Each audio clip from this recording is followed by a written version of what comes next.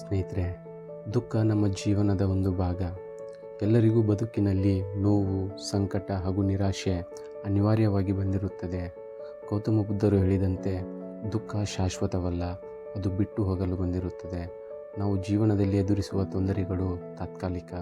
ಅವು ನಮ್ಮ ಮೇಲೆ ಅವಿರತ ಪ್ರಭಾವ ಬೀರುವುದಿಲ್ಲ.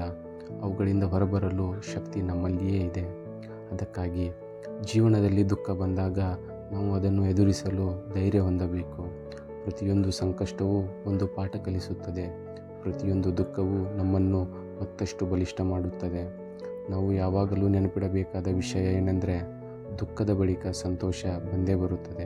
ಹಾಗಾಗಿ ದುಃಖವನ್ನು ಹೃತ್ಪೂರ್ವಕವಾಗಿ ಒಪ್ಪಿ ಅದರಿಂದ ಹೊರಬರಲು ಮನಸ್ಸನ್ನು ಬಲಪಡಿಸಬೇಕು. ಅಂತಿಮವಾಗಿ, ಕಷ್ಟಗಳು ಬಂದಾಗ ನಮ್ಮ ಜೀವನವನ್ನು ಮೌಲ್ಯಮಯವಾಗಿಸಲು ಪ್ರಯತ್ನಿಸಬೇಕು. ಪ್ರತಿ ಕಠಿಣ ಸಮಯವು ಕೊನೆಯಲ್ಲಿ ನಮಗೆ ಸಂತೋಷವನ್ನು ತಂದುಕೊಡುತ್ತದೆ. ನೋವು ತಾತ್ಕಾಲಿಕ, ಶಕ್ತಿ ಮತ್ತು ಪ್ರಗತಿ ಶಾಶ್ವತ. ಹಾಗಾಗಿ ದುಃಖ ಬಂದಾಗ ಅದರಲ್ಲಿರುವ ಪಾಠವನ್ನು ಗುರುತಿಸಿ ಮತ್ತಷ್ಟು ಬಲಿಷ್ಠವಾಗಿ ಮುಂದೆ ಹೋಗಬೇಕು.